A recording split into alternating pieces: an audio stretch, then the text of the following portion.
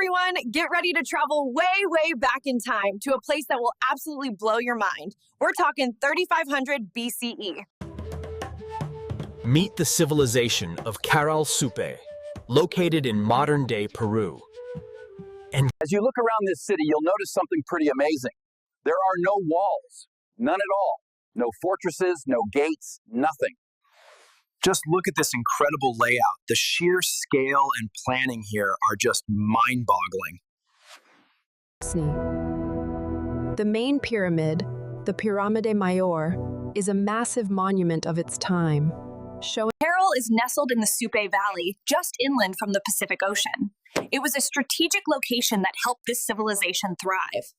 The valley was incredibly fertile, which meant they could farm a wide variety of crops and support a large population.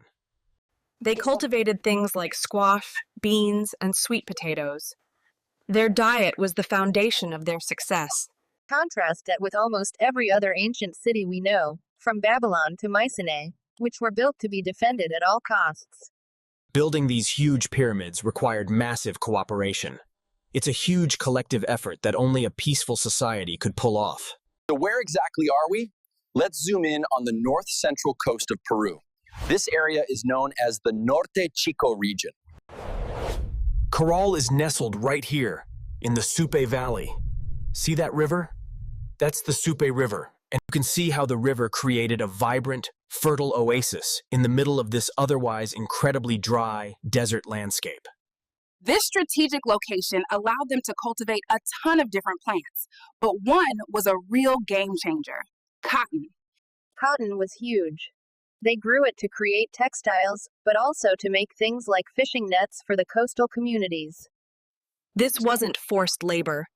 This was a community coming together for a shared spiritual and civic purpose. This was a symbiotic relationship.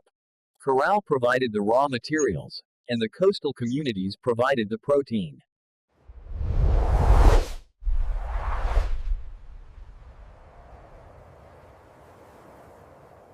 Looking at these massive pyramids, it's clear this wasn't a society of equals living in simple huts. There was definitely a social structure at play here. While we don't have royal tombs or explicit depictions of kings, the sheer scale of the public works suggests a highly organized society with some form of leadership. Many archaeologists believe that this leadership was likely in the hands of priests or religious leaders. The prominent circular plazas, the evidence of ritual offerings, and the unique architecture all point to a society where It's likely that these leaders oversaw important ceremonies, ensuring the favor of the gods and the continued prosperity of the community. Interestingly, while there were clear leaders, the archaeological record doesn't suggest huge disparities in wealth or living conditions among the general population. The truth is, we're still piecing together the intricate details of their social organization. The Caral Supe people left no written records. So what we mainly have to go on is the impressive architecture itself. These structures are silent witnesses to a complex and organized society. As the sun rises over this ancient metropolis, let's try to imagine what it was like to be one of the people. We've talked about the people, but now let's get to the stars of the show: the pyramids. And the biggest one here is the Pirámide Mayor. Caral is a city of pyramids. There are 6 major ones, each a massive undertaking that would have required incredible organization to build. These aren't the pointy, iconic pyramids you see in Egypt. These are tiered, platform pyramids, with flat. Imagine walking up this grand staircase. It wasn't just a way to get to the top. It was a journey, a path for the leaders to ascend. The flat tops were likely ceremonial platforms. From up here, leaders could preside over rituals and be seen by the entire community below. This wasn't about burying royalty. These pyramids were the heart of their spiritual and social life, a testament to their deep religious beliefs. Remember those ingenious shikra bags? They're everywhere in these pyramids, forming a core that was both strong and surprisingly flexible. The bags of stone acted like a natural shock absorber. In a region prone to earthquakes, this was a genius piece of engineering. The Pirámide Mayor is about 60 feet high, with a base that's over 450 feet long. This is a monument on a truly massive scale. But not all the pyramids were the same. Some were smaller, and some might have served different purposes, like for Not all pyramids were created equal. The Pirámide de la Galería, for instance, has this fascinating And at the Pirámide del Altar Circular, we find these small circular altars. This was likely many of these pyramids are precisely oriented to the cardinal directions in astronomical events. This tells us they were keen observers of the sky. Just imagine the effort. Each one of these steps was a physical act of devotion, a way to literally ascend to a sacred space. This wasn't just a building. It was a stage for their most important public ceremonies and processions. Places. The flat tops were crucial. They turned these pyramids into platforms for leaders to project their authority. Ritual fires and the rising smoke would have been visible for miles, a constant reminder of the spiritual power held within the city. These pyramids weren't just buildings, they were physical representations of their social order, with a clear separation between the sacred spaces and the public areas. Found at the base of the pyramids are these mysterious ceremonial pillars, known as huancas in later cultures. Even today, the weathering of thousands of years can't diminish the feeling of awe these structures inspire. They are a monument to perseverance. The pyramids were built using a combination of rough-cut fieldstones, which were abundant in the area, and sun-dried adobe bricks to create a finished surface. The building was a meticulous process. They utilized every resource at their disposal, transforming earth and rock into these magnificent monuments. It's mind-boggling to think about the sheer manpower involved. With no wheeled carts or metal tools, every placement of each pyramid wasn't random. There was a clear, intentional layout, suggesting a single, powerful vision for the entire city. The pyramids and the circular plazas were intrinsically linked. The plazas were for the masses. These were the civic and ceremonial heart of Caral, where the entire community would come together for significant events. And if you look closely, you can find unique details on each one. The architecture was a form of silent communication. As the sun sets, the shadows of the pyramids stretch across the valley, a powerful reminder. Ultimately, these pyramids transformed a simple desert valley into a landscape of sacred spaces. But their function was likely multifaceted. They might have also been used for astronomical observations, calendrical calculations, and even storage. The flat tops were the perfect vantage point for watching the heavens, a crucial skill for an agricultural society that needed to track seasons. Some of the smaller pyramids even have internal rooms that may have been used for storing ritual items or valuable goods. The pyramids were a source of immense social cohesion, a focal point that united the community under a shared belief system and purpose. They weren't built all at once. These pyramids grew over time, with new layers added on top of old ones. Each person who helped build these wasn't just laying a stone. They were making a profound statement of faith in their leaders and their way of life. From the ocean, these pyramids would have been a powerful sight, a clear signal of a thriving, organized city deep within the valley. The pyramids of Caral are more than just architecture. They are a library written in stone. They are the central piece of a puzzle that, when put together, reveals a civilization unlike any other in the ancient world. Every stone, every choice was a testament to their purpose. This was a city built to last, a testament to their beliefs.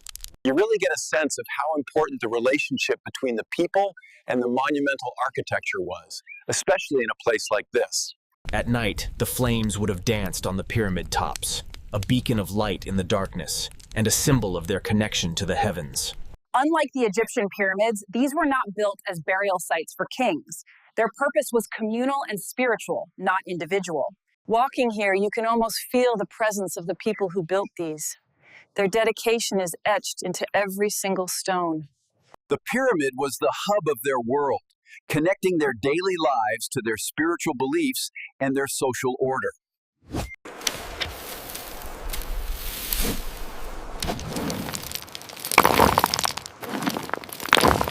Think of these as the ancient version of an amphitheater or a town hall.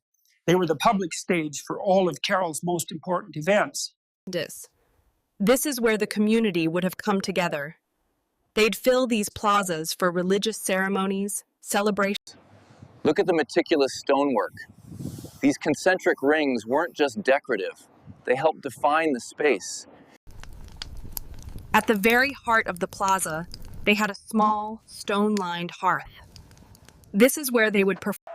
This was the stage for the most important ceremonies, likely led by the priestly class we talked about earlier.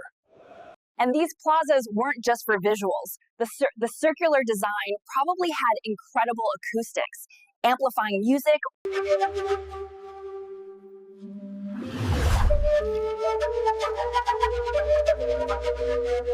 Sirs. There isn't just one plaza, either. Each major pyramid has its own plaza, creating these unique. This suggests that different ceremonies or different groups might have used these different plazas, each with its own unique purpose. This suggests that different ceremonies or different groups might have used these different plazas, each with its own unique purpose. In contrast to places with fortified walls, there's no military imagery here. No carvings of warriors or battle scenes. They weren't just for solemn rituals. These were also probably spaces for communal festivals and celebrations after a successful harvest. Some of these plazas could have held hundreds of people. This shows a civilization that prioritized coming together as a community. Under the stars, this place would have been magical. A space to connect not just with each other, but with the heavens above. The pyramids cast long shadows over the plazas, a natural clock and a powerful visual that would have been part of their daily life. These plazas were more than just a place. They were a source of social cohesion and cultural identity. It's where they came to be Caral Supe. The concentric rings might have also organized the crowds, with certain groups standing in different areas during ceremonies. Each plaza tells a slightly different story, a different aspect of this civilization's spiritual and social life. We've mentioned them before, but now we're going to dive deep into what I think is one of the most brilliant engineering feats of all time, the shikra bags. They're just simple, woven mesh bags made from reeds. But it's what they did with them that was truly revolutionary. They would stack these stone-filled bags in layers, then cover them with a layer of earth and adobe, then another layer of bags. Keep in mind, they did all of this without the wheel and without metal tools. The shikra bags were a way to make construction. But why was this method so incredible? The answer lies in their advanced understanding of civil engineering and their environment. The Norte Chico region is very prone to earthquakes, so building solid, rigid structures would have been a recipe for disaster. A solid stone pyramid would have absorbed all that seismic energy, and eventually it would have cracked and collapsed. Beyond the grand plazas and public rituals, it's highly likely that shamanic practices and spiritual leaders. Shamanism, found in many early cultures, involves individuals, shamans, who enter altered states of consciousness to interact with individuals within the community, the shamans, who possessed a unique ability to journey to other realms, to connect with unseen forces. While direct depictions of shamans are rare, we can look to certain artistic motifs for clues. Animals with Shamans often worked with spirit animals, powerful allies from the other world, who would offer guidance and protection. Healing would have been a crucial role for shamans. They might have used herbal remedies, rituals, and their connection to the spirit world to cure illnesses. Shamans may have also practiced divination, seeking guidance from the spirits to predict the future, foresee challenges. Their deep connection to the natural world would have allowed them to interpret subtle signs and omens, providing guidance to the community. The placement of some of the smaller structures within Caral suggests they might have been used as private spaces for spiritual leaders. These secluded spaces would have provided the necessary environment for shamans to enter altered states of consciousness and perform their spiritual work. The wisdom and insights of shamans likely held significant weight within the community, potentially influencing decisions made by leaders and elders. They wouldn't have been completely separate from public life, likely playing key roles in the major ceremonies and rituals. For the people of Caral Supe, the physical and spiritual worlds were likely deeply intertwined, with shamans acting as vital links between the two. Their work would have extended beyond grand public events to include smaller, more personal ceremonies for individuals and families. It's important to remember that much of what we understand about their beliefs is based on interpretation and inference from the archaeological record.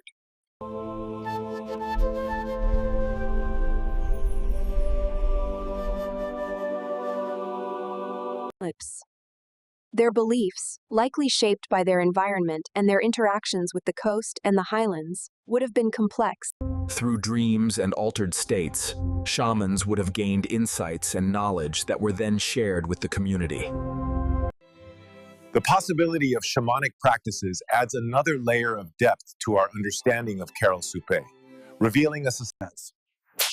By closely examining the few artistic motifs we have, like the famous monolith with its carved face. Legends. The shamanic practices of Caral Supe laid a foundation for later Andean cultures. You can Shamanic roles weren't just given. They were likely earned through years of training, spiritual journeys, and a deep understanding. Even today, shamanic traditions persist in many indigenous cultures, a living testament to the enduring power of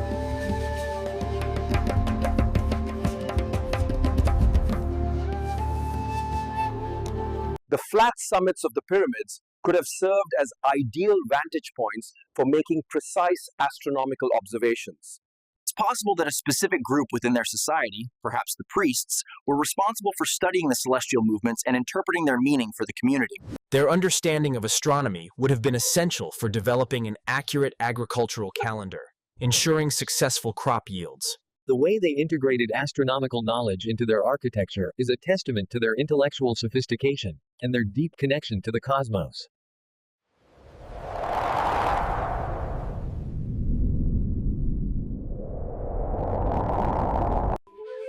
These astronomical events were not just scientific facts, they were religious holidays, the timing of major rituals. Their understanding of the heavens provided them with a sense of order, a way to organize their time, their agriculture, and their beliefs. Imagine the awe of seeing a meteor shower or a comet, events that would have been interpreted by their leaders and integrated into their worldview. But the Shikra core was different. The small spaces between the bags and the stones inside them allowed the structure to flex and move with the earth. The Shikra bags acted like a natural shock absorber, dissipating the seismic energy and making the pyramids incredible. This method was also highly democratic. Anyone could make a bag and fill it with stones. It was a communal, city-wide effort. This wasn't just about functionality, there was an aesthetic to it. They wanted these structures to be beautiful and awe-inspiring. The contrast with the monumental pyramids is striking. While the elite dedicated enormous effort to these events, the relative uniformity in the size and construction of these houses suggests that, while there was likely a ruling class, these enclosed compounds might have also contained shared spaces for storage, communal activities, or even small-scale craft production. The pyramids were built to last for millennia, while these adobe homes were more ephemeral, requiring regular maintenance and eventual rebuilding. Compared to the pyramids, the residential areas have yielded fewer elaborate artifacts, perhaps reflecting a more practical and less adorned lifestyle. The placement of the residential areas, often closer to the farming fields, suggests a direct connection to the agricultural side. Despite the simplicity, there was an undeniable ingenuity in how they utilized the readily available stone and adobe to create functional and protective homes. The way these houses were clustered into compounds suggests a level of social organization, even at the neighborhood level. These homes provided the necessary private space for families, a contrast to the open and public nature of the plazas where the community gathered. Simple storage solutions, or raised woven baskets, would have been essential for keeping food and belongings safe and organized within the limited. These humble dwellings were the foundation upon which the grand public structures were built. The placement of these homes reflects the importance of agriculture in their lives, with easy access to the fields that fed the city. Now let's pull back and look at the big picture.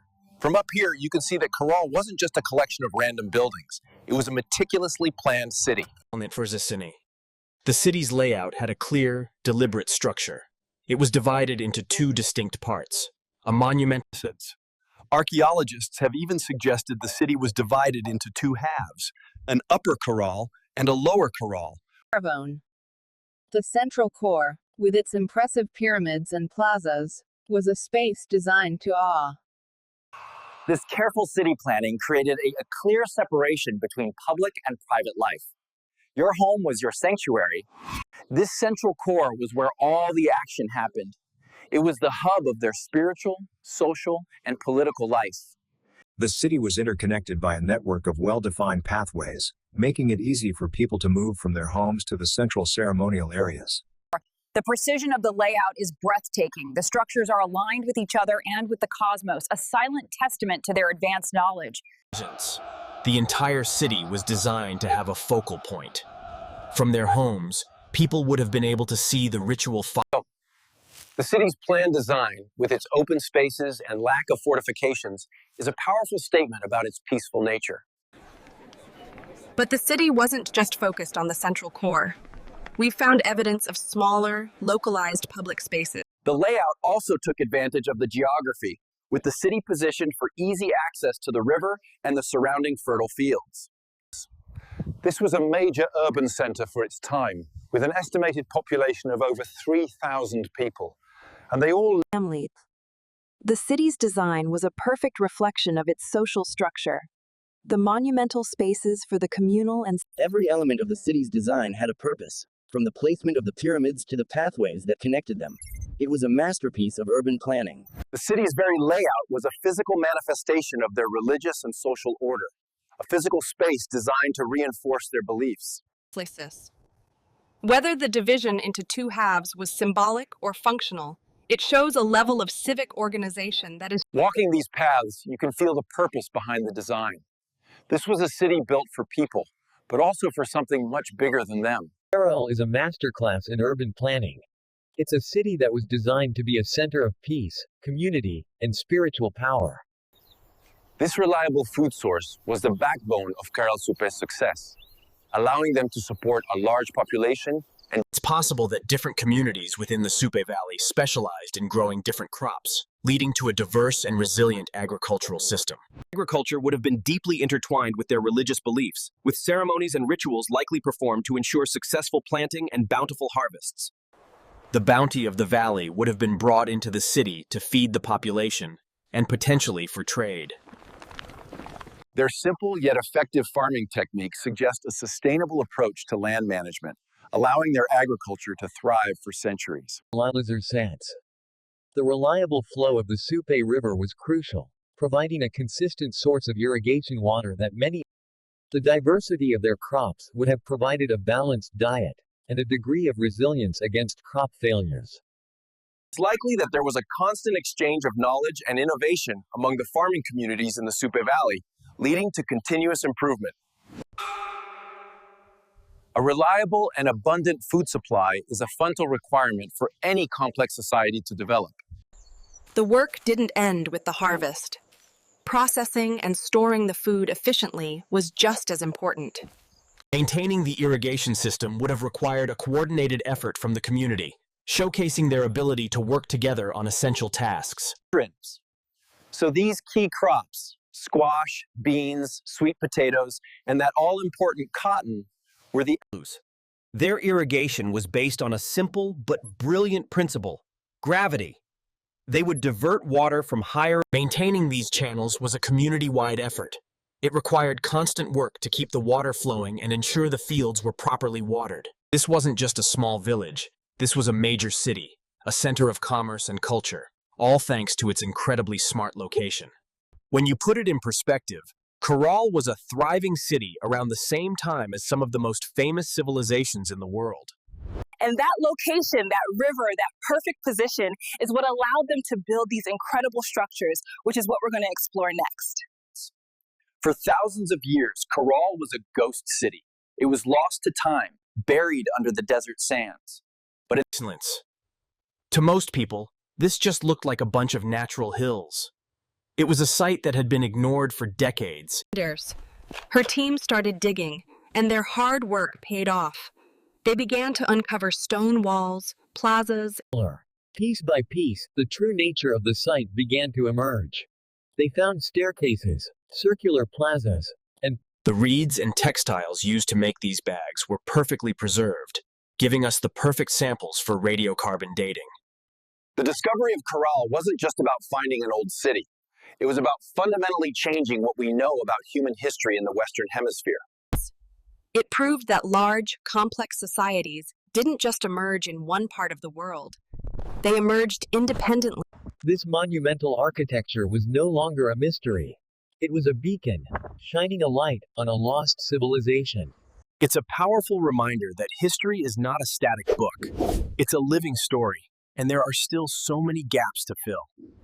This lack of defenses isn't just an architectural detail. It's a huge clue about the nature of this civilization. It suggests that Caral Supe was a remarkably peaceful society. The focus here was on collaboration, not conquest. Archaeologists have found very few weapons at Caral.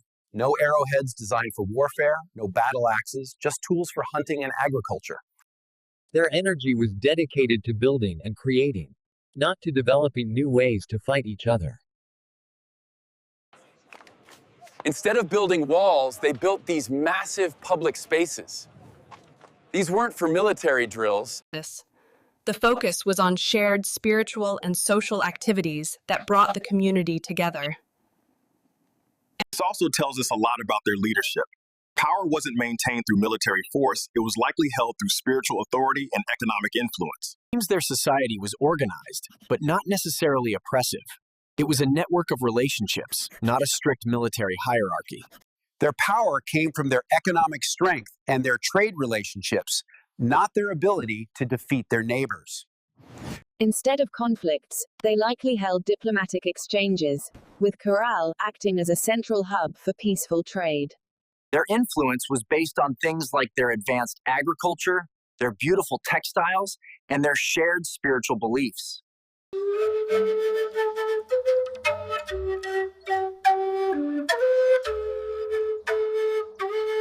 Caral forces us to re-examine what we think we know about ancient civilizations. Did all of them have to be violent?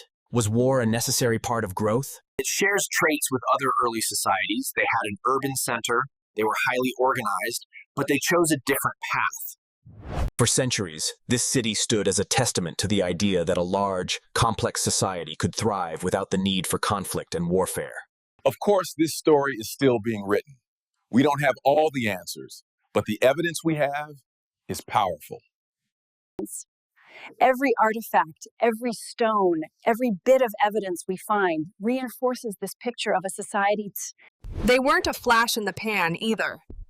This peaceful city and its culture lasted for over 1,000 years. It's a mind-blowing reminder that there are many different paths for human civilization to take.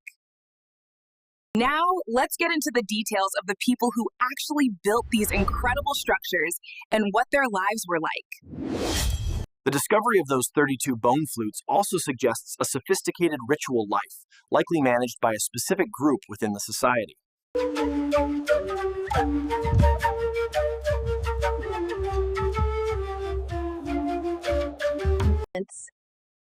The houses, while simple, seem to have been functional and adequate, suggesting a degree of social cohesion.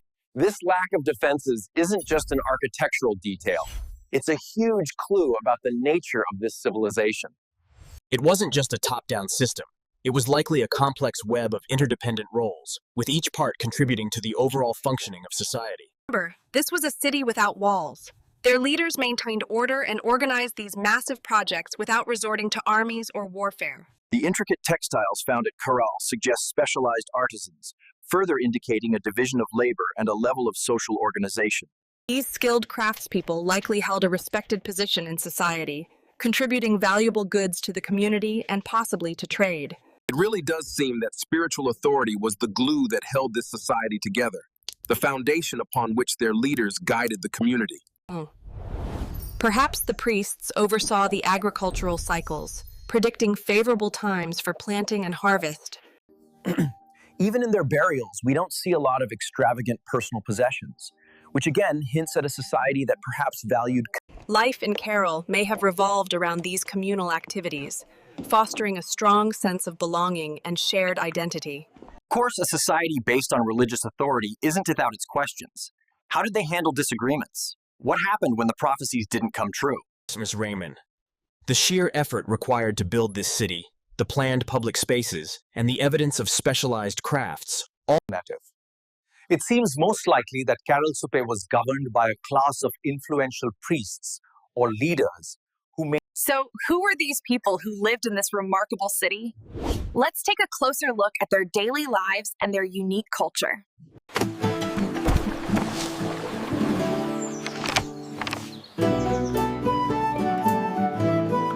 This method was also highly democratic. Anyone could make a bag and fill it with stones. It was a communal, citywide effort. These pyramids were a source of cultural identity and pride. They were a visual symbol of who the Caral Supe people were. These pyramids have stood here for over 5,000 years, silently telling us a story that we're only just beginning to truly hear. But what was life like for the people at the base of these amazing structures? Let's dive into the fascinating details of their daily lives.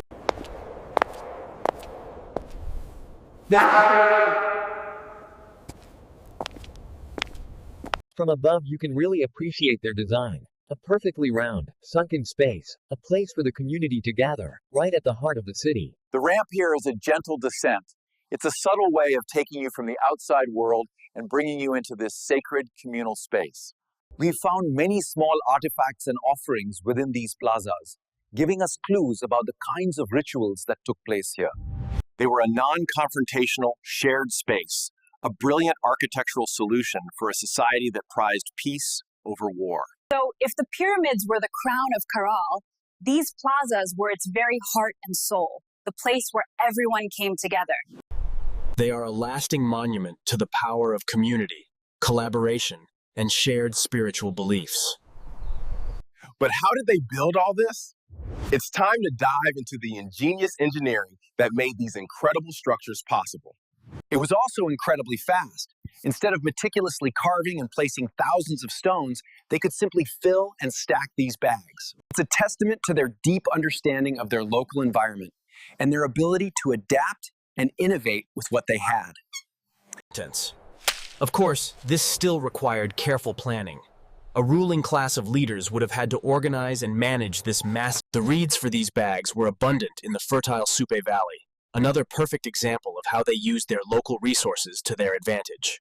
Once the shikra core was in place, they would cover it with a layer of sun-dried adobe bricks and polished stone to create a beautiful, finished surface.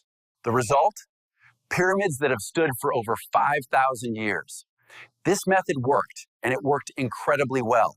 So the next time you think about ancient engineering, don't just think of the Great Pyramids. Think of Caral Supe and their incredible earthquake-resistant shikra bags. They found a unique solution to a unique problem, proving that human ingenuity is not limited by a lack of advanced technology.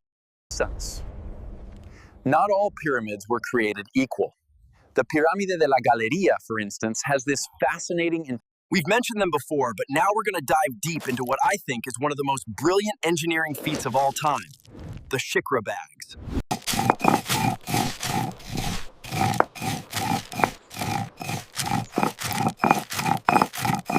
Fields of beans would have been a common sight, providing essential nutrients for the people of Caral Supe.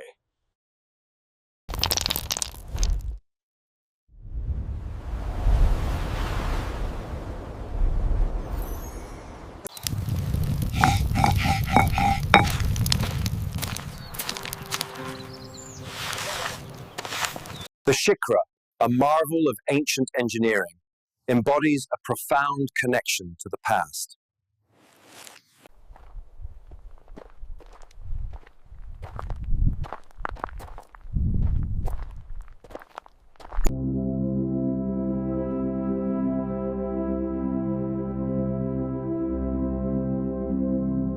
So, with these structures built, what did the rest of their daily life look like? It's time to find out what it was like to be a person living in Caral Supe. Get ready to dive into the lives of the farmers, the artisans, and the citizens who made this ancient city a reality. While the pyramids and plazas were monumental, the homes of the everyday people of Caral Supe were much more humble affairs. Stepping inside, you can see these were small, functional spaces, just 1 or 2 rooms, providing shelter from the elements. Cooking would have been done over a simple hearth, likely using dried plant material as fuel.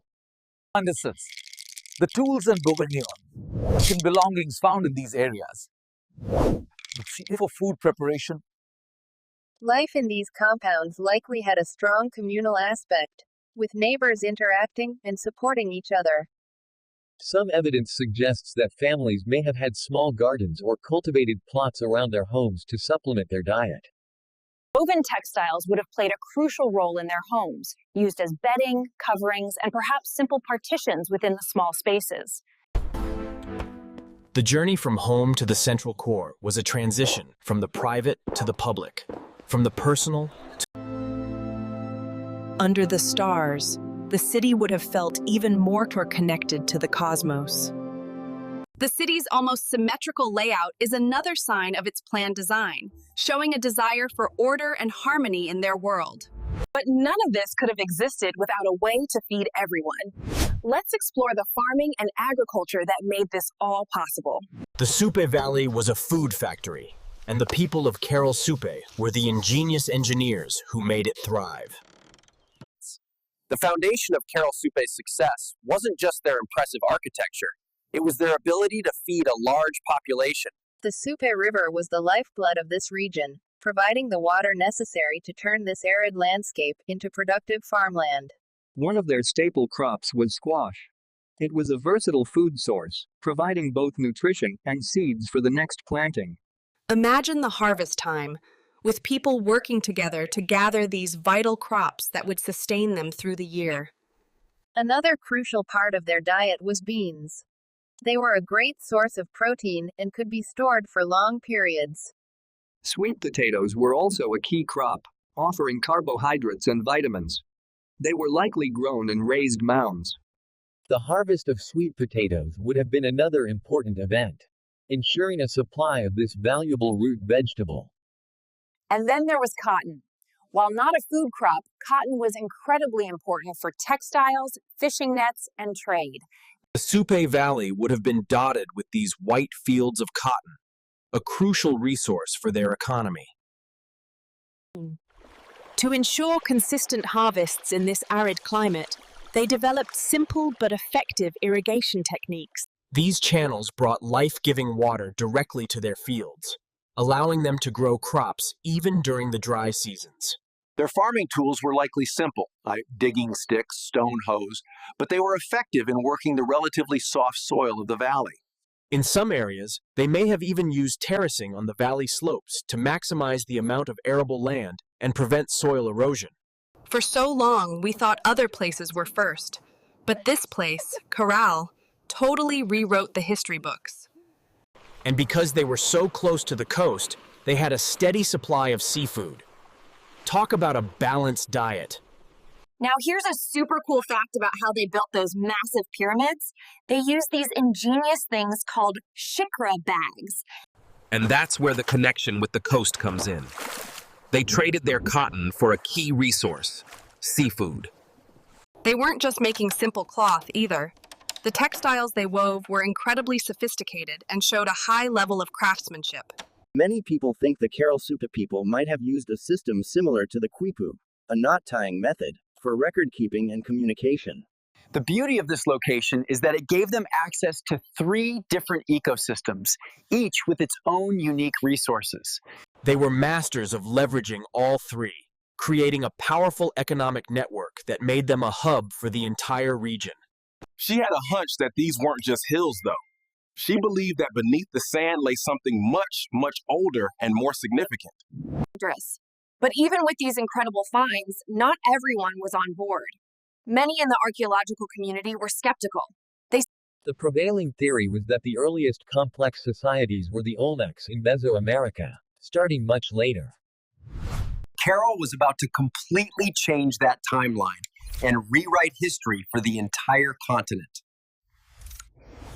The team needed to prove the site's age beyond a doubt. That's where radiocarbon dating came in. It's a scientific method that measures the amount of carbon-14 left in an organic sample to determine how long ago it was alive. They sent samples of reeds, textiles, and other organic materials to be tested. And the results were shocking. The samples came back with a date around 3500 BCE, making Caral Supe the oldest urban center in the Americas by over 1,000 years. This wasn't just a small, isolated settlement. This was a complex, thriving civilization that was active when the Egyptians. And the evidence was literally built into the pyramids themselves, in the form of those ingenious shikra bags we talked about. Dangerous for us. And Dr. Shadi Solis became a global figure, celebrated for her perseverance and for helping to This just shows that sometimes the biggest discoveries are hidden in plain sight, just waiting for the right person to come along and find them. Thinking about all the people who built this, their lives, their beliefs, it's just incredible that we're only now starting to understand them. And now that we've found it, it's time to explore the city itself. Let's dive into the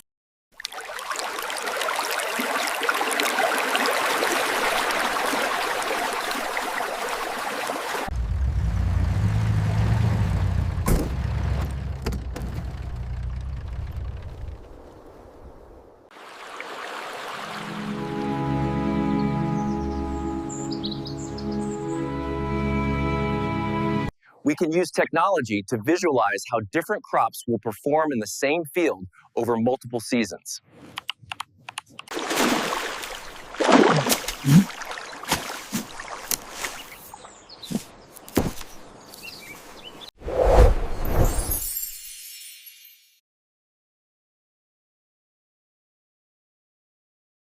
They didn't just grow staple foods. We found evidence of other crops, like chili peppers, which would have been used for flavor and as a valuable trade good. These small but fiery crops would have added an important element to their diet and their economy. The agricultural settlements weren't isolated. They were part of a larger network, all connected to the urban center of Caral. The surplus from the harvests was brought into the city, where it was stored and used to support the priests, artisans, and other non-farmers. This surplus was the key. It allowed some people to stop farming and become full-time builders or weavers. But farming here wasn't without its challenges. The valley was susceptible to both prolonged droughts and destructive floods, which could wipe out a harvest. The community would have had to band together to repair the damage and recover. Their social organization was their best defense against natural disasters. Their tools were effective, but simple. No metal, no plows pulled by animals. It was all hard work, powered by human ingenuity. Their lives were guided by the seasons. The agricultural cycle, planting, growing, and harvesting, would have been the central rhythm of their world. While everyone likely helped, it's possible some people took on specialized roles, like overseeing the complex irrigation system. The farming knowledge they developed here wasn't lost. Their techniques for irrigation and managing the land. This humble gourd was their Tupperware. It's a great example of how they made the most of their natural resources for all aspects of their lives. Standing here, you can't help but feel a deep respect for the people who turned this desert valley into a food basket, all through hard work and clever planning. Their agricultural methods were ingenious. They were sustainable, resilient, and most importantly, they provided The harvest was more than just a job. It was a reason to celebrate. It brought the community. For a civilization with no advanced technology, their farming was incredibly efficient, a true testament to their intelligence and organization. But agriculture wasn't their only food source. Remember how close they were to the ocean? Let's dive into their incredible relationship with the sea. The ocean was a pantry of its own, providing a vital food source and a key to their economic success. Caral was a city in the Supe Valley, but it was just a short journey from the coast. This proximity to the Pacific Ocean was a massive advantage for them. The ocean wasn't just a scenic view. It was a second pantry, a vital source of food and resources that complemented their inland agriculture. Using simple but effective reed boats, fishermen would venture out onto the waves to harvest the ocean's bounty. From anchovies and sardines to various kinds of shellfish, the ocean provided a constant source of protein that was rich and abundant. They would have used fishing nets made from the very same cotton they were growing inland. This connection between the coast and the valley was a powerful one. Imagine the work and the rewards. The nets would have been filled with fish, a testament to their skill and the ocean's generosity. Archaeological finds show that anchovies were a particularly important part of their diet. They were a small fish, but a critical one.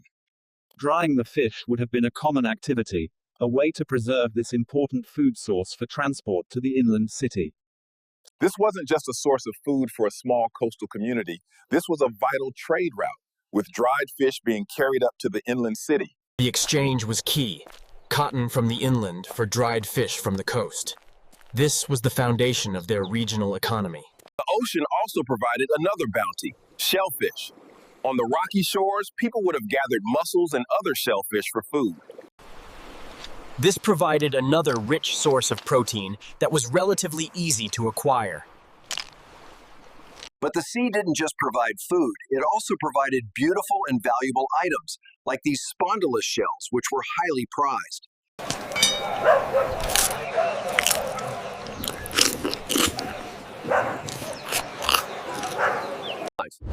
The coastal area also provided another crucial resource, salt. They would have harvested salt from the evaporated seawater. Salt would have been another valuable trade good that connected the coastal and inland communities. The reed boats themselves are a marvel of ancient engineering. They were light, easy to build, and perfectly suited for fishing in the coastal waters. The high-protein diet from the ocean would have been vital for the builders, providing the energy needed to construct those massive pyramids. The steady supply of fish from the coast fueled the hard labor that went into building the city. Their balanced diet, with its mix of land and sea resources, was also a more sustainable approach to food production than relying on just one source. The trade between the coastal and inland communities would have created a bustling economy, with Caral Supe as the central hub. This dual economy likely led to specialized roles within the society: farmers in the valley, fishermen on the coast, and leaders in the city. The two communities would have needed a way to communicate and coordinate their activities, perhaps through a system of messengers. Their spiritual beliefs likely reflected this connection, with rituals that honored the bounty of both the land and the sea. Even their tools reflect this ingenuity. Simple stones, carefully shaped, were used to weigh down their fishing nets. This civilization was a bridge between two worlds, the fertile valley and the vast, powerful ocean. Despite the potential for conflict over resources, the archaeological record shows that the coastal and inland communities had a peaceful, symbiotic relationship. This wasn't just a trade relationship, it was a cultural one. They would have shared stories, songs, and traditions with each other. Their diet was incredibly nutritious, a key factor in their health and longevity as a civilization. The return of the fishermen would have been a moment of celebration, bringing not just food, but a sense of security and prosperity. The totora reeds, found in wetlands near the coast, were a vital resource, not just for boats, but also for These shells weren't used as currency, but they were likely a symbol of status or a sacred object used in religious rituals.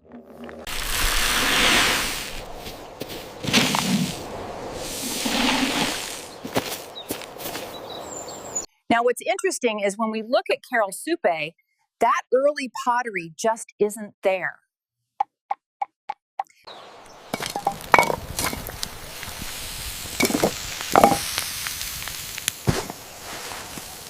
Welcome back. This week we're exploring traditional cooking methods. Gourds and baskets are also much lighter and more portable than pottery, which might have been an advantage for a mobile population or for trade. This demonstrates the crucial trade relationship between our valley agriculture and coastal fishing industries. This beautifully crafted woven basket, made from natural reeds, showcases a tight, functional weave, perfect for various uses.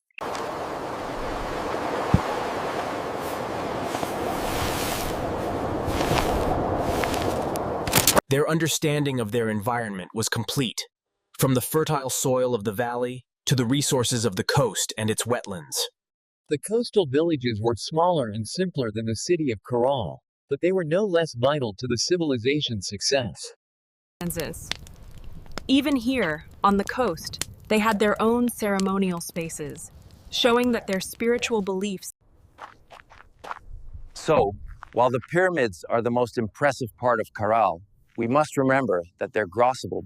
The ocean was a partner in their success, providing a steady stream of food and resources that fueled a civilization for millennia. The reed boats they used are still used by fishermen in Peru today, a direct link to this ancient civilization and their ingenious methods. The surplus from both the land and the sea would have allowed them to engage in long-distance trade with other regions, spreading their influence even further. Caral was not an isolated city. It was a hub of trade and cultural exchange, all made possible by their unique economy. This humble fish is a powerful symbol. It represents the crucial link between the land and the sea, and the ingenious methods. A dry season might threaten the crops, but the ocean was always there. A poor fishing season might happen, but the land was always. This simple pathway was their highway, a vital artery that carried goods and communication between their two distinct worlds. The people of Caral Supe were masters of their environment, from the fertile soil of the valley to the vast But even with all this success, every great civilization eventually comes to an end. So, what happened to the city of Caral? limits. The city of Caral was eventually abandoned. The people left, but they didn't just disappear. They left. We've talked about food, but there was another crop that was just as vital to Caral Supe's economy: cotton. The cotton they grew was a native species, known for its long, strong fibers. It was the perfect material for everything from clothing to tools. The first step was to spin the raw cotton into thread. This was a painstaking process, done by hand with simple spindles. They were masterful with color, using natural dyes from plants to create threads in various shades of brown, red, and possibly other colors. With the thread spun, the real art began: weaving. They used simple backstrap loops. Some of the textiles we've found are incredibly detailed, showing a high level of skill and artistic talent. They weren't just for... But textiles weren't just for clothing. They had three main uses: clothing, fishing nets, and as a key trade good. For clothing, they would have worn simple tunics and loincloths made from this cotton, perfect for the warm climate of the valley. And remember those fishing nets? They were made from twisted cotton fibers. Without the inland cotton supply, the coastal fishermen couldn't have done their job. But perhaps most importantly, cotton was their most valuable trade good. It was the currency that bought them the fish from the coast. We've also found something very intriguing in these textile-rich areas: quipu. These knotted strings may have been... The quality of some of the textiles suggests that there were specialized artisans, people who dedicated their lives to mastering the craft of weaving. This was a world of thread and fiber, where the work of a weaver was essential to the entire community's survival. Even their tools were made from the simplest materials, like bone. It's a perfect example of their resourcefulness and ingenuity. Weaving was a skill likely practiced by women in their homes, a quiet, vital part of daily life. Some of the patterns on the textiles may have had a deeper meaning, representing spiritual beliefs, family lineage, or social status. This was a complete cycle, from the field to the finished product, a system they had perfected over centuries. From the fishing nets that fed them to the blankets that kept them warm, cotton was an indispensable part of their lives. The cotton they grew and wove was a powerful economic engine. It was their ticket to trading for resources they didn't have. The value of their textiles went beyond their function. They were a form of wealth, a commodity that fueled their economic stability. The simple remains of these workshops tell a story of hard work, skill, and an entire society built on the fibers of a single plant. But the story of this civilization doesn't end with its success. Eventually, Caral was abandoned. Why did they leave? The city of Caral was eventually abandoned. The people left, but they didn't just disappear. They left behind. One of the most surprising things about the Caral Supe civilization is what's missing. Despite their sophisticated architecture and social... For a society that flourished for so long and built such impressive structures, the near-total lack of fired clay pottery is a real enigma. Instead of pottery, the people of Caral Supe relied heavily on gourds as their primary containers for liquids and some dry goods. Gourds were lightweight, readily available, and could be easily shaped and dried to create practical vessels. They utilized the natural shapes of gourds to create containers for different purposes, from small drinking vessels to larger storage containers. Their mastery of weaving allowed them to create baskets for a wide range of specific needs.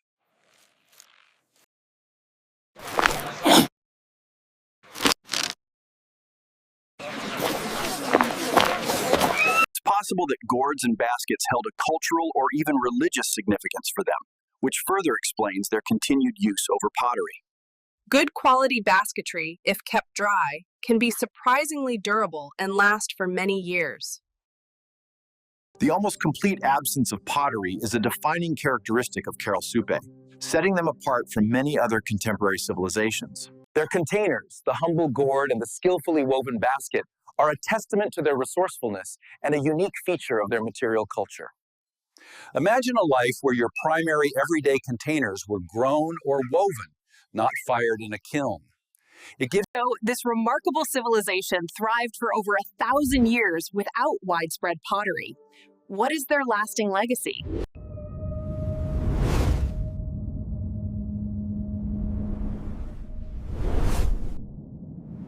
The lack of pottery is just one more fascinating piece of the puzzle that makes Caral Supe such a unique and important chapter in human history.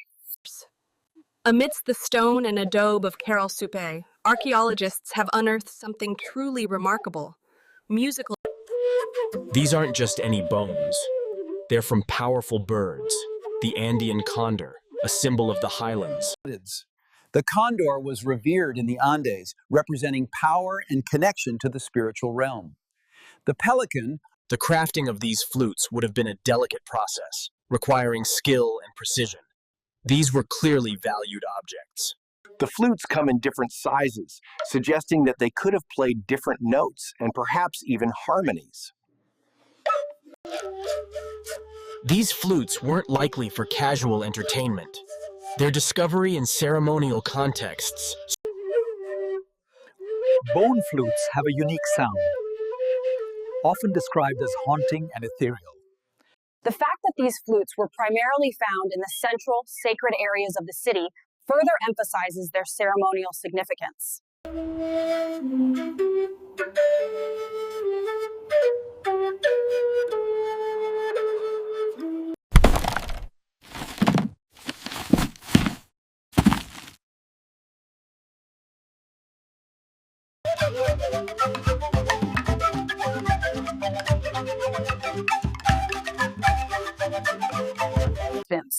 Their economy was built on a few key resources: cotton and textiles from the valley, and dried fish and shellfish.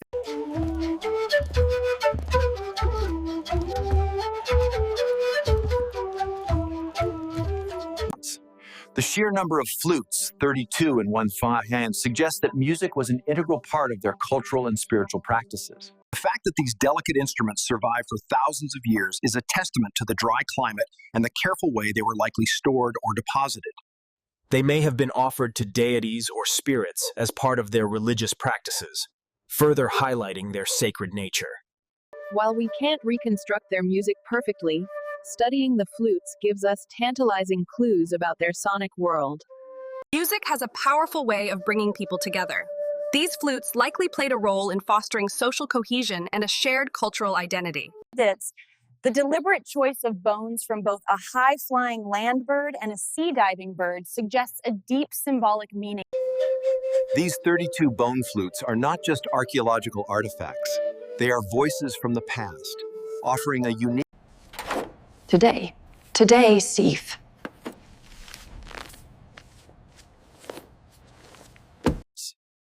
The prominence of these bone flutes, with relatively few other types of instruments found, suggests that flute music held a particular... Music is often intertwined with oral traditions and storytelling. Perhaps these flutes accompanied the telling of myths and legends. Mr. Nesse, these haunting sounds from the past give us a deeper appreciation for the complexity of Caral Supe. Now, let's...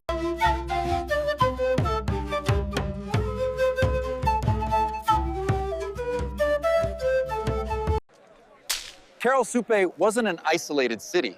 It was a major regional hub, a center of trade and influence that connected. The city's planned layout wasn't just for internal organization. It was designed as a nexus for trade. Fishermen from the coast would make the journey inland, carrying their hard-won catch to trade with the farmers and artisans of Caral. The trade was simple and symbiotic. The inland communities had an abundance of cotton, and the coastal communities had... The influence of Caral extended even further, reaching into the Andean highlands.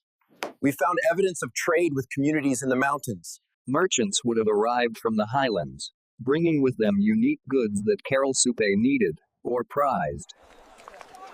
From the highlands, they would have likely traded for things like obsidian for tools or certain medicinal plants.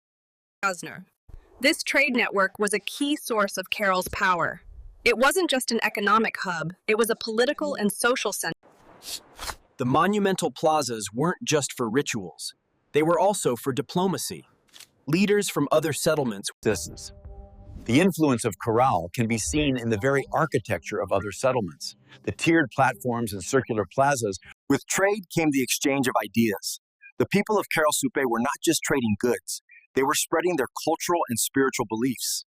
Trade was also a way to share knowledge and technology, from farming techniques to weaving methods. Caral was the undisputed center of the Supe Valley. It was the hub that connected the coast, the valley, and the highlands.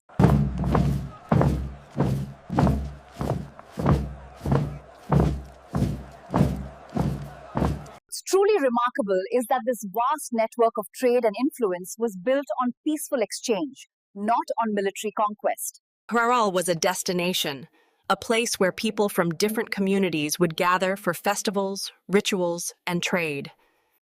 Unlike many other civilizations of its time, we found no evidence of a strong military or a warrior class in Caral. Looking at the goods, you can see a picture of a diverse and interconnected world, all centered around this one city. Eventually, for reasons we are still trying to fully understand, the trade network declined, and Caral's influence began to wane. The people left, the trade routes went quiet, and the city that was once a vibrant hub was slowly abandoned. The end of this civilization is a mystery, but what we know is that the city and its influence simply faded away. Silence. The ruins are not a story of a city destroyed by war, but of a city that was simply left behind. Rivets, the rituals, the trade, the very life of this city, it all centered around these public spaces.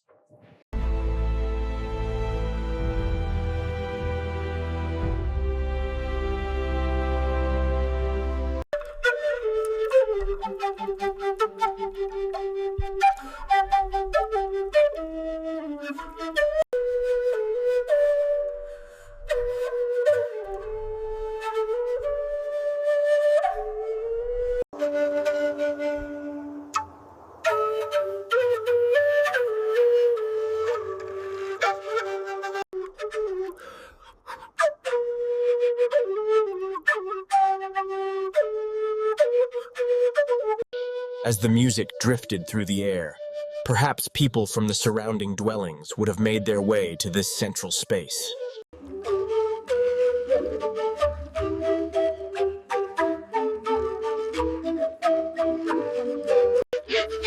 The circular plazas were likely the stage for important ceremonies, and music, especially.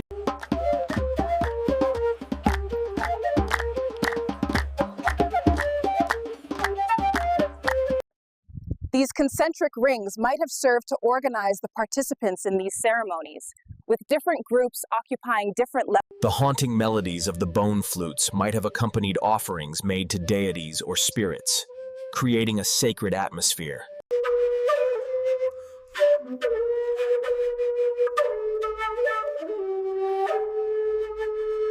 The flutes could have also guided processions, their music setting the pace and mood for important communal events.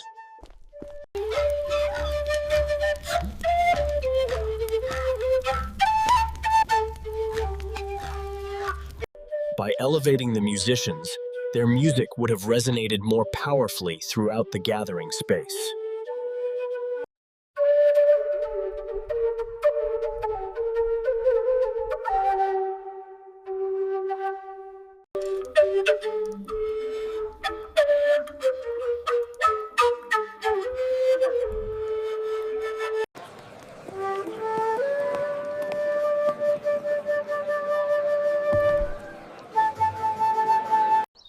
Music was a powerful force in ancient societies, a way to communicate emotions, tell stories, and connect with the spirit.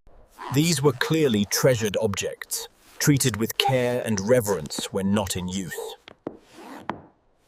32 flutes, that's a significant number. It suggests the possibility of a complex musical ensemble, creating rich and layered sonic textures.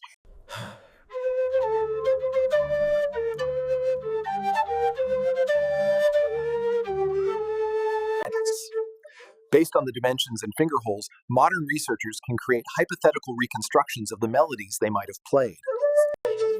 The quena, a flute still played in the Andes today, bears a striking resemblance to the flutes of Caral. The music of Caral was not an isolated event. It was a foundational piece of the rich musical heritage of the Andean region. These flute players were likely specialists, perhaps even a part of the priestly class, who were responsible for the city's spiritual well-being. John, the use of condor and pelican bones was no accident. The music would have represented the powerful connection between... Music likely marked the key moments in a person's life, from birth to death, giving a sacred rhythm to the human journey. The flutes had a profound impact on the emotional state of the community, creating a shared sense of reverence, joy, or even mourning.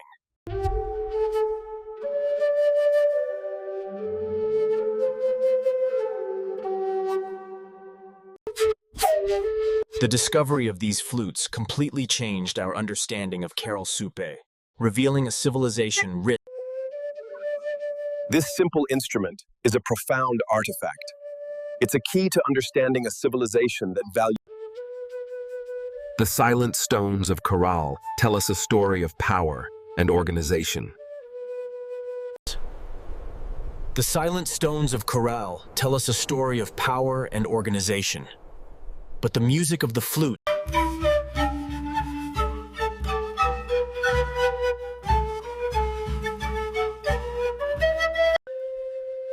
The silent stones of Caral tell us a story of power and organization. This musical tradition, born in the Supe Valley, was a legacy that helped shape the cultures of the Andes for thousands of years. This isn't just an artifact. It's a voice from the past, a silent song that still has so much to teach us.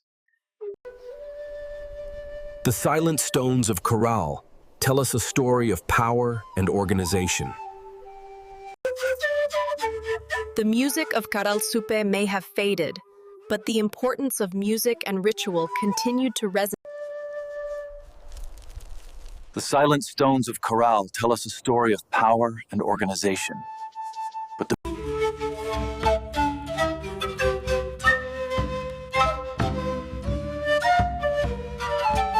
The silent stones of Caral tell us a story of power and organization.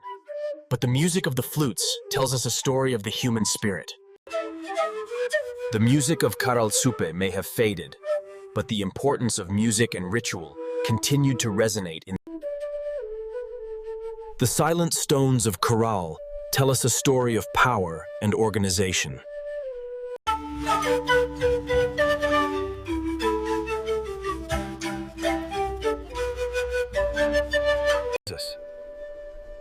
the silent stones of Caral tell us a story of power and organization. The music of Caral Supe may have faded, but the importance of music and ritual. The silent stones of Caral tell us a story of power and organization, but the music of the flutes tells us a story of the human spirit. But even with all this success, every great civilization eventually comes to an end. So, what happened to the city of Caral? The city of Caral was eventually abandoned. The people left, but they didn't just disappear. The circular plazas of Caral Supe were not just gathering spaces. They were sacred grounds, the focal point for important rituals. Archaeological evidence suggests that these hearths were used for burning offerings, symbolic items meant to appease or communicate with the spiritual realm. Among the offerings were small carvings made from wood or bone, each likely holding a specific meaning or representing a particular request. These acts of offering were likely deeply personal, a way for individuals and the community to connect with their deities or ancestors. The offerings weren't just limited to carvings. They also included plants, seeds, and other natural materials. The burning of fragrant plants would have created a sensory experience. The rising smoke, perhaps believed to carry. Fire held a powerful significance in many ancient cultures, often seen as a transformative element. It's possible that priests or community leaders officiated these rituals, guiding the ceremonies and interpreting their meaning. The prevalence of these ritual hearths across the city indicates that these practices were a fundamental aspect of their daily and ceremonial life. These rituals would have been moments of communal focus, reinforcing their shared beliefs and social bonds. The offerings could have served various purposes: to appease potentially angered spirits, to express gratitude. The inclusion of marine shells as offerings highlights the importance of their relationship with the coast and the resources provided by the sea.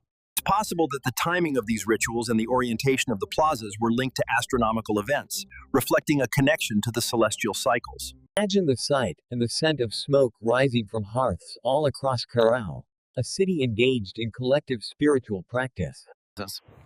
Unlike some other ancient civilizations with grand, enclosed temples, the rituals of Caral Supe seem to have primarily. These plazas were the destinations for processions and gatherings focused on these acts of offering. While some rituals were communal, others may have involved more personal offerings, made by individuals seeking specific favors or giving thanks. As the day ended, the embers of the ritual fires would have continued to glow, perhaps symbolizing the enduring connection to the spiritual realm. These ritual events likely included storytelling and the passing down of oral traditions, further solidifying their cultural identity and beliefs. Rituals and offerings were not just ceremonial acts. They were the very fabric of Caral Supe's belief system. The offerings weren't random. They were often symbolic, with each item holding a specific meaning. While we have the flutes, we can also hypothesize about other forms of ritual sound. The individuals conducting these ceremonies, the shamans or priests, would have been revered. They were likely seen as Many rituals were tied to the natural world. Offerings were likely made before planting to ensure a good. Caral Supe had multiple circular plazas, and it's probable that each was dedicated to different types of rituals. The circular shape of these plazas wasn't a coincidence. The circle is a powerful symbol of the cosmos and the cycle of life.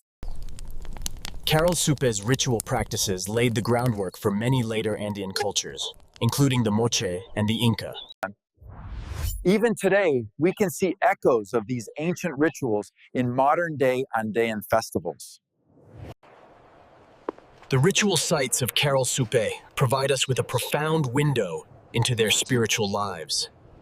And now that we have a better understanding of their spiritual world, let's go deeper into the fascinating details of their daily lives, the people who made Caral Supe a reality. The intricate canals that had turned the desert green were no match for a prolonged, devastating drought. I'll see you in the next one. Don't stop exploring.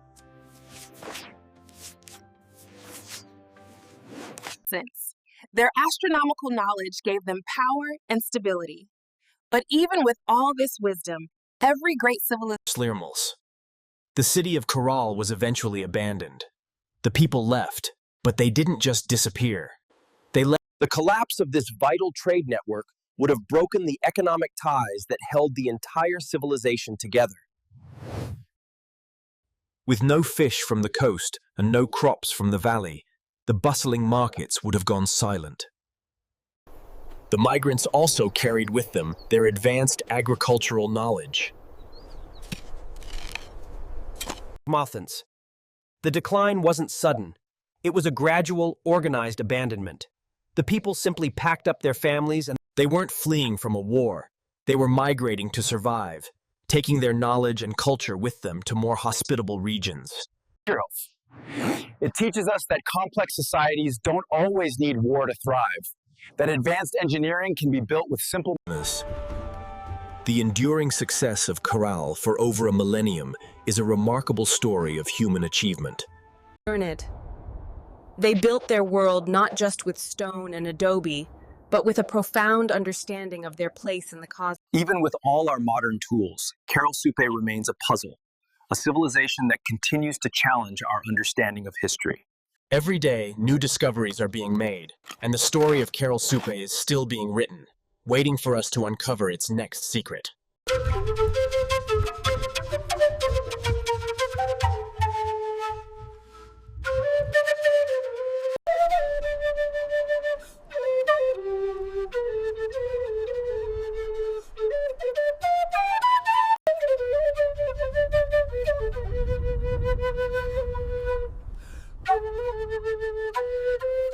Jesus. The social contract that held Caral together, predicting the seasons, ensuring prosperity, was... They weren't just packing possessions. They were packing their knowledge, their skills, their identity. Their sacred histories and data, encoded in the quippus, would travel with them. They performed final rituals, intentionally burying their sacred spaces, closing a chapter of their history.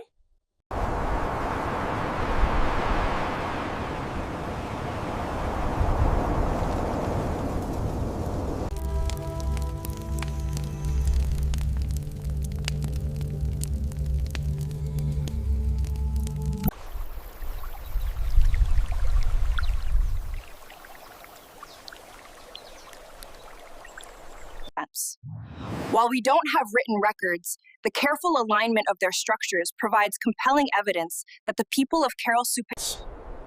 This would have been a powerful moment, a ceremony where the natural world and their monumental architecture came. We found no evidence of a violent end, no signs of a battle, no mass graves, no burned structures. When the fish disappeared, the crucial trade relationship between the coast and the inland city would have collapsed. Deserts.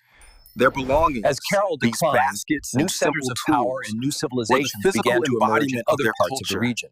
Caral Supe is more than just an old city. It's a testament to the human spirit's ability to innovate, to build a peaceful and organized society from scratch. Thank you for joining me on this incredible journey back in time. I hope you learned as much as I did.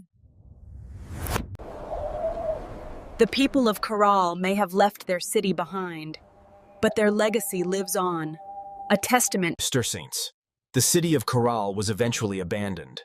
The people left, but they didn't just disappear. They left behind a legacy. Thank you for joining me on this incredible journey back in time. I hope you learned as much as I did. Caral's practice of astronomical alignment was a foundational part of Andean culture. Later civilizations like the Incas would take this knowledge even further. One of the leading theories points to environmental dramatic change. Collapse, the climate in the region shifted, and a period of prolonged drought likely began. The Caral Supe people didn't just scatter. They carried their knowledge to new lands, becoming the seeds for new civilizations. I'll see you in the next one. Don't stop exploring.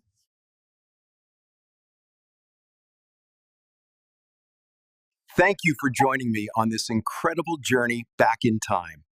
I hope you learned as much as I did. Puzzles. Their architectural style, the tiered platform pyramids and the circular plazas, would become a hallmark of later Their astronomical knowledge was woven into their myths and legends. The sun and moon were likely seen as powerful deities, and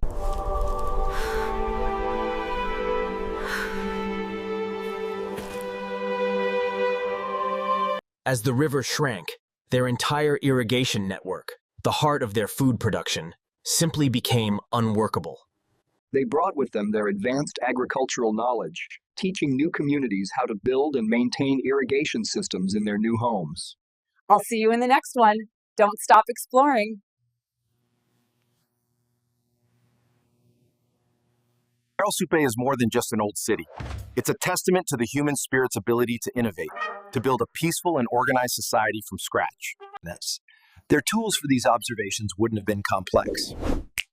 A simple notched stick or a stone with a sighting groove. Without enough water, their ingenious irrigation system would have failed, and their farms, the very foundation of their civilization. The environmental shift wasn't a sudden event. It was a gradual, decades-long process. The wind... Their architectural style, the tiered platform pyramids and the circular plazas, would become a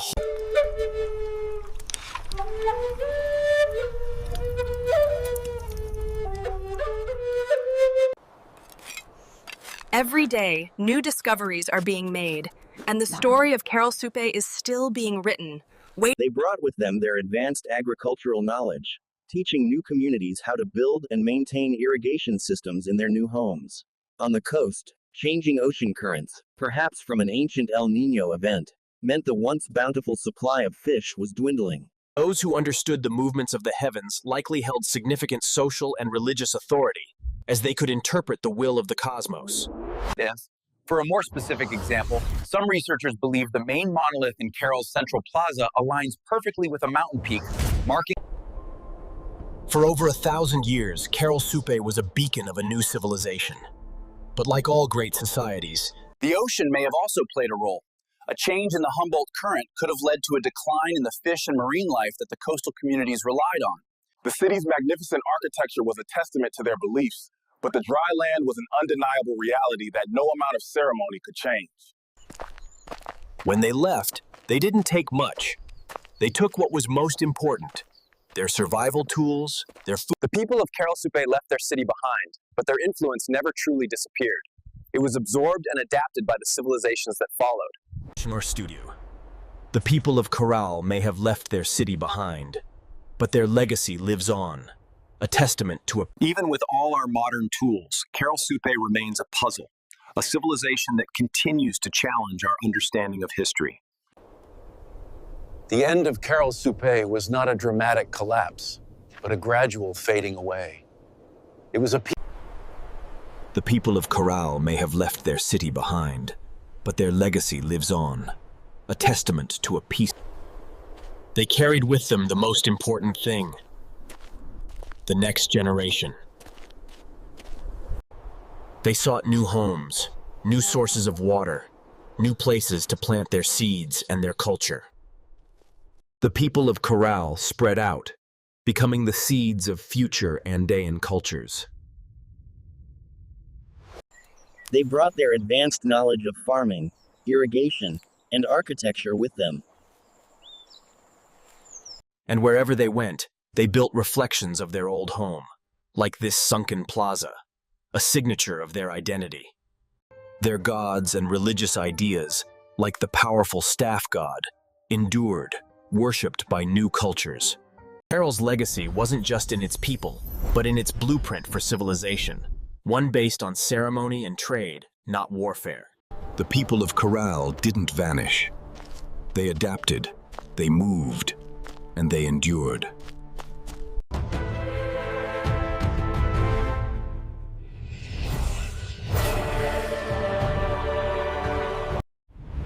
Their most visible legacy was architectural. This iconic layout, a stepped pyramid paired with a sunken... Nearly 1,000 years later, the Chavin culture, the next great civilization, adopted this sacred design as their own.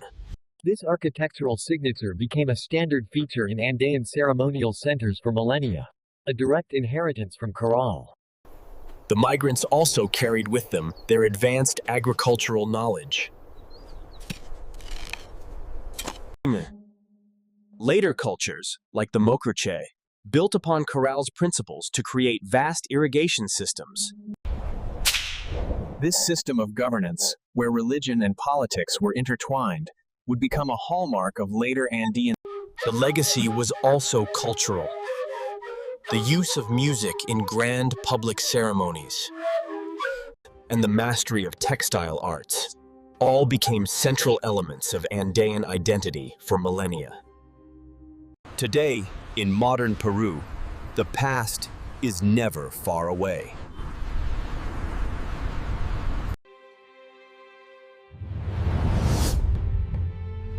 From their record keeping, from their economy to their... Caral is more than a lost city. It is the genesis, the culture. But the memory of Caral wasn't entirely lost. It lived on in myths and oral traditions. This complex system of knotted strings was a sophisticated method for storing information, essentially a form of three-dimensional writing. It was a society built not on warfare and conquest, but on trade, reciprocity, and shared religious ideology. Their social structure, led by a priestly elite who mastered astronomical knowledge and organized communities. Recognized as a UNESCO World Heritage Site, Caral has rewritten the history books, proving. And so, the people of Caral began to make a difficult choice. The intricate language of their textiles continued to be spoken, a thread connecting the past to the future. The desert, which they had tamed for a millennium, began to reclaim what was hers. Though its people migrated and its grand pyramids were swallowed by the sand, the story of Caral did not. Even the famous terraced farming techniques, later perfected by the Inca, had their roots in the early land management practices pioneered by societies like Caral. The Incas, 4,000 years later, would use this very same system to manage their vast empire. Their religious ideas also endured. The depiction of a central deity holding a staff in each hand first appears during this era. This wasn't a sudden collapse, but a gradual migration, a diaspora that unfolded over generations. Back in the Supe Valley, silence fell over the once mighty city. Over centuries, the city of the pyramids disappeared, becoming just a series of mysterious hills in the desert. Caral was the mother culture of the Andes. The foundational ideas born here would echo for the next 4,000 years. Perhaps Caral's most intellectually significant legacy is this: the quipu. Caral also established a different model for a civilization's power. This powerful symbol would become one of the most important deities in the Andes, worshipped by major civilizations for thousands of years. On the coast, changing ocean currents, perhaps from an ancient El Niño event, meant the once bountiful supply of fish was dwindling. Caral has become a source of immense pride, helping to consolidate a shared cultural identity rooted in a deep and ancient history. They carried with them the most important thing: the next generation.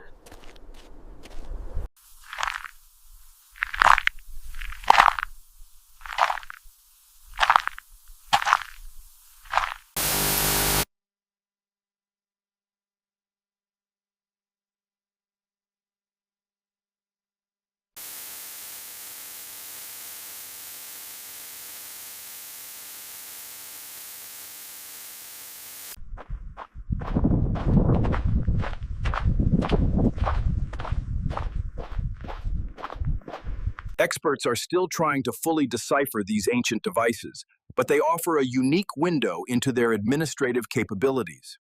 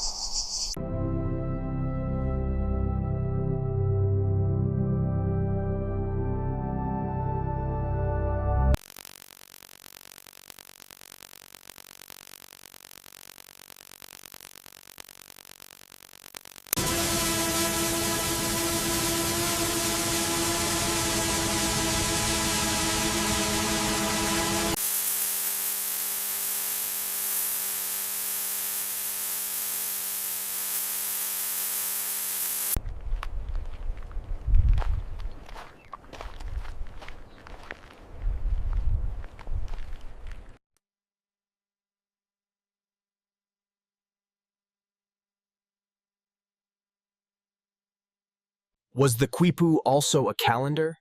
A historical record? The possibilities are still being explored.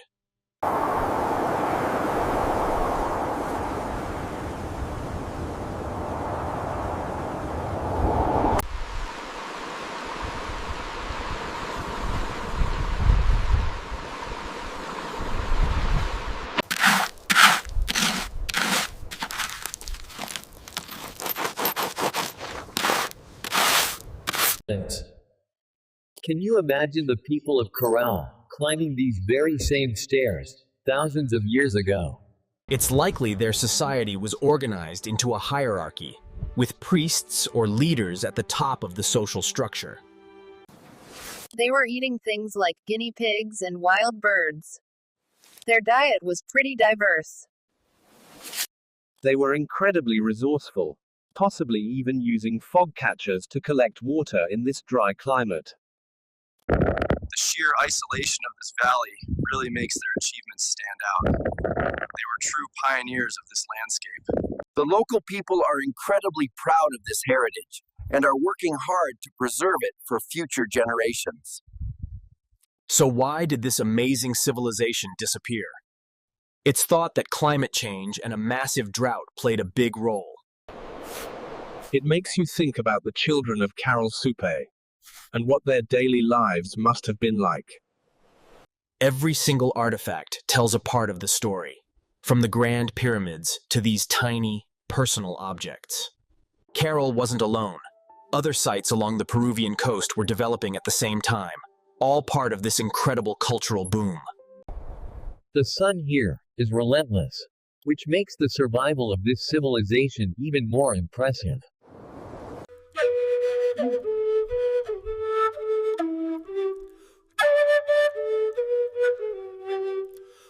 Modern technology is a game changer here, helping us map out the entire city with incredible precision. Their economy wasn't based on money. It was more of a reciprocal system, where communities exchanged what they had for what they needed. Every little detail has a purpose. This small niche might have held an offering or a ceremonial object.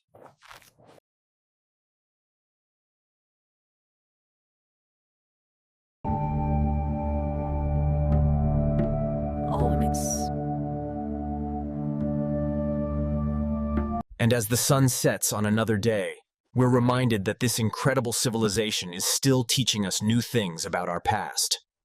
And Caral isn't just one big site. There are several smaller ones nearby, all part of the same civilization. So much of what we know comes from the artifacts preserved in museums like this one.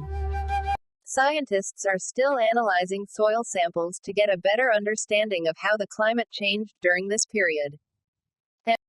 They lived simply, but their homes were built to last, a testament to their engineering skills. The burials here tell us so much about their rituals and beliefs about the afterlife. Even their simple tools were beautifully made. Every object tells a story about their daily lives. From their incredible building techniques to their sophisticated tools, the people of Caral Supe were innovators. How do we know how old all this is? Modern science, like carbon dating, gives us the precise timeline for their existence. The end of Caral wasn't a sudden event. It was a slow, gradual process, possibly caused by a massive drought. This isn't a solo effort. It takes a huge team of dedicated people to unearth a civilization of this scale. Even the broken pieces are important. This tiny shard of pottery has a pattern that's unique to their culture. As the climate changed, the population slowly dispersed. This work is a labor of love. It requires incredible patience and a deep respect for the history they are uncovering. It's For a massive centuries, area. this entire entire Caral is just civilization one was of many lost to sites. history. There's a But whole thanks to network modern of these ancient archaeology, cities out there. It's been found again. These figurines give us a fascinating look at their art and possibly their beliefs. Who did this figure represent? Some researchers believe the quipu could have been used for complex calculations, or even for tracking astronomical events. Every morning, the sun rises over these ruins, a constant reminder of the incredible history that lies beneath our feet. The work continues even as the sun goes down. The mystery of Caral keeps pulling new researchers to this site. The winds still blow through this valley, as they did thousands of years ago. From tiny brushes to high-tech GPS, the tools of the trade have evolved, but the mission remains the same. As the forces ends, of nature the brought golden this light of the civilization sun to an makes end, these ancient but they are structures look also as what has majestic as preserved they it must for us have to in their discover. prime. As the sun set on Caral, it also set on an entire way of life that would eventually fade into history. They were also skilled at working with wood, creating objects for both everyday use and ceremonial purposes. Just so you know where we are, Caral is located about 200 kilometers north of Lima, right in the heart of this dry valley. More and more people are visiting Caral, and the local guides are doing an amazing job of bringing this history to life. For now, the valley is quiet.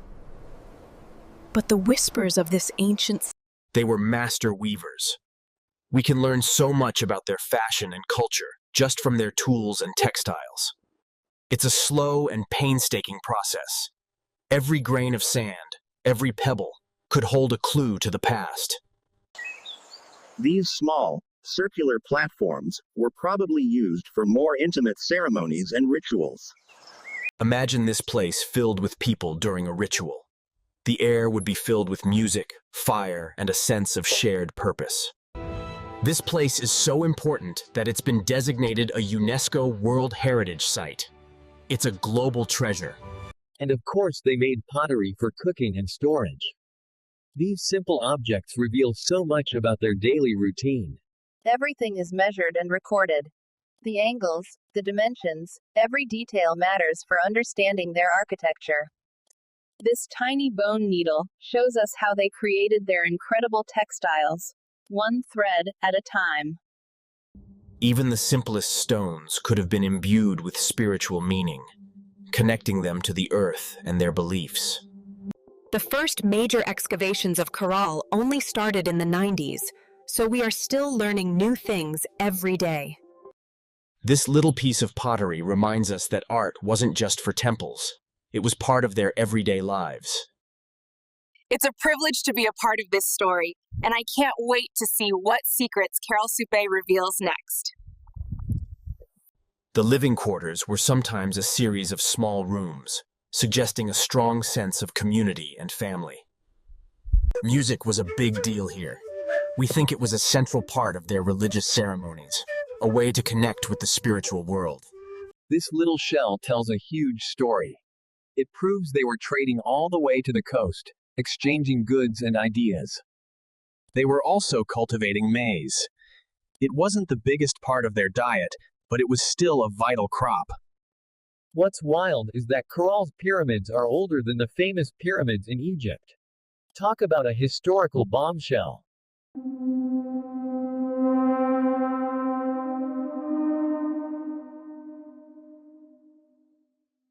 And as the moon rises, you can't help but wonder if they looked up at the same stars and told the same stories.